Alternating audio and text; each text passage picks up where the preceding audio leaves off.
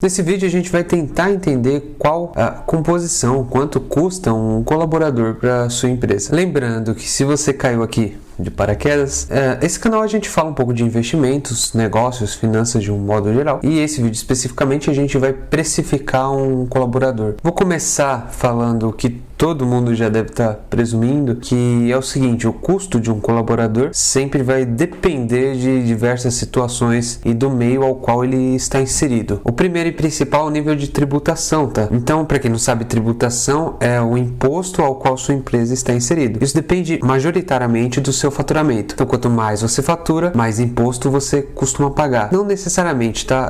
Isso é só na teoria, na prática dá para você modificar muita coisa aí. Mas de uma forma resumida, a tributação começa ali pelo MEI, tem uma alíquota fixa, aí depois você vai para o Simples Nacional, depois você vai para o lucro presumido, depois para o lucro real. Óbvio, eu estou simplificando muito aqui. Outra coisa que você precisa levar em consideração é o ramo de atuação, que uma coisa é um empregado, um colaborador dentro da área da saúde, outra coisa é dentro da área da construção civil. Eles vão ter ali nuances diferentes. Então, leve em consideração que dependendo da área que você está atuando, contratar alguém pode ser um pouco mais oneroso ou menos. E a terceira coisa que muita gente nem leva em consideração é o sindicato. Existem hoje leis trabalhistas que você pode se nortear para pagamentos de funcionários e colaboradores de um modo geral. Mas você precisa levar em consideração também a parte sindical, porque o sindicato te cobra coisas que não está dentro da CLT, por exemplo. Muita gente não sabe, mas vale-refeição, por exemplo, não é obrigatório segundo a CLT, mas vem obrigatoriedade segundo alguns sindicatos. Tanto que, dependendo da empresa que você vai trabalhar, você não vai receber um VR, porque realmente não é obrigatório, a depender da função que você vai exercer. E dentro do sindicato há várias composições ali que podem mudar ano a ano. Por exemplo, essa aqui, que obriga o empregador a oferecer frutas da época, com um café pingado e 2 pães com manteiga ali de manhã e também de tarde.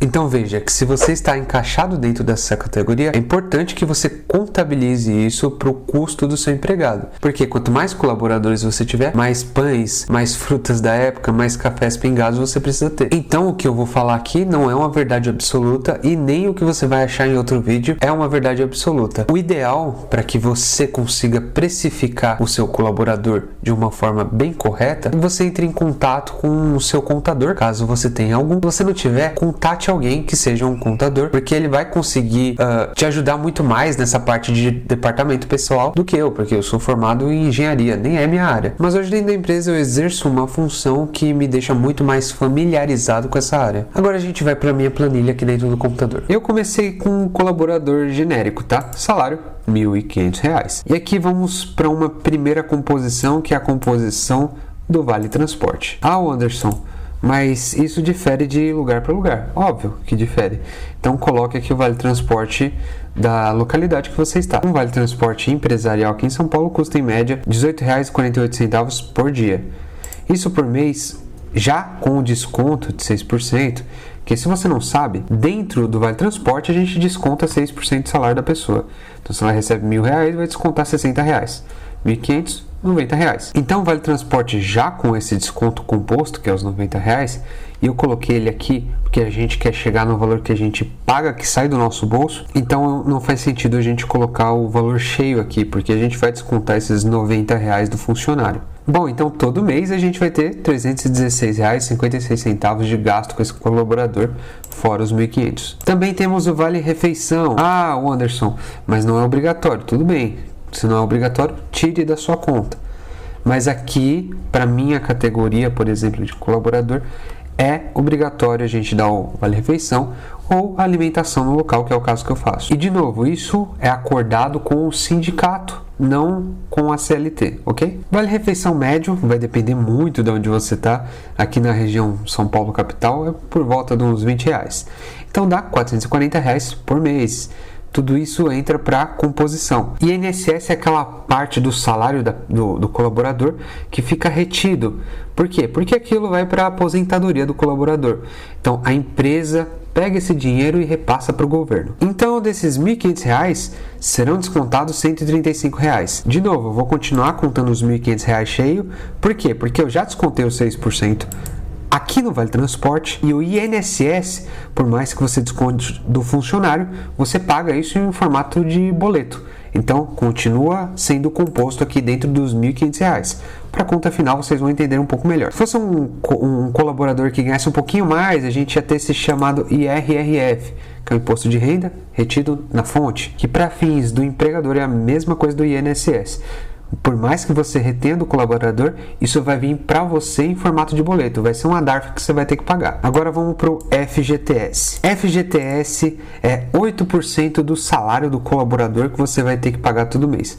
Isso não é descontado dele, isso vai sair único e exclusivamente do bolso do empregador. E se o cara fizer hora extra, esse percentual vai aumentar, ok? Agora vamos para esse pedaço grande aqui que é provisão. E agora a gente vem para esse pedaço grande aqui que é a provisão. Provisionar, é você guardar um pouquinho de dinheiro todos os meses, nesse caso aqui, para que você tenha o dinheiro para pagar o seu colaborador na data certa, que é a data do 13º, das férias, de uma possível demissão. Vamos acompanhar aqui na planilha. Primeiro vamos começar com o 13º. O 13º é o salário do cara anual dividido por 12, ou seja, 1/12 desse salário você vai ter que guardar todos os meses, que é R$125 nesse caso. E as férias? As férias é exatamente a mesma coisa, 1/12 que você vai guardar todos os meses. Além das férias, tem o chamado 1/3 férias. Esse 1/3 férias é 1/3 das férias que você paga a mais para o seu colaborador. Ou seja, dentro de um ano, você vai pegar 1/3 do salário dele, você vai guardar 1/12 de 1/3 do salário dele.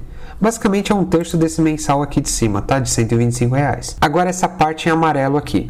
Essa parte em amarelo é caso você venha a demitir o seu colaborador. Anderson, e se ele pedir demissão? Eu não vou ter essa parte aí.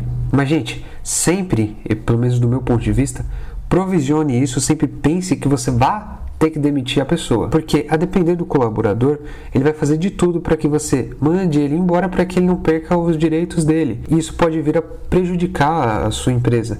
Então, pense sempre que você precisa demitir a pessoa. O máximo que vai acontecer é você não demitir e ter dinheiro guardado. Então vamos começar aqui com um aviso prévio. O que é esse aviso prévio? De forma resumida, tá, gente? Estou resumindo muito aqui para que todo mundo compreenda. De novo, estou resumindo bastante aqui, mas basicamente, quando você demite uma pessoa, ela tem que se manter trabalhando durante aproximadamente um mês, mas isso acontece quando você acaba de avisar que ela foi demitida, ela vai ser desligada daqui a um mês.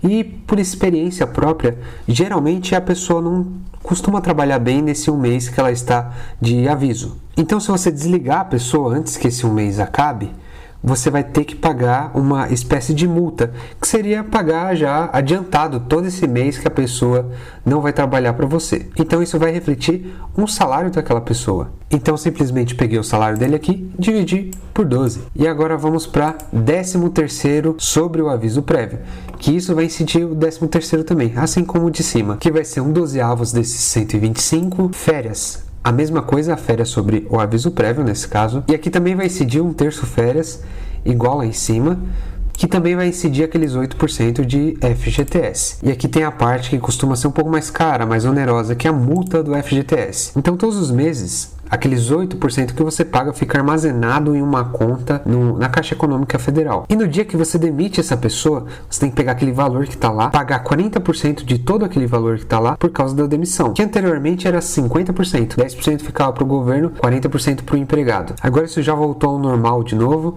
e é só 40% para o empregado. E aí, aqui embaixo vai entrar coisas, para mim são obrigatórias e para a maioria das empresas também são: uniforme e correlatos. Eu joguei aqui um valor de R$60 por ano, que dá mais ou menos R$5 por mês. Porque se você fornece um uniforme para uma pessoa, geralmente a gente fornece 2 uniformes por semestre. Óbvio, isso vai depender de empresa para empresa.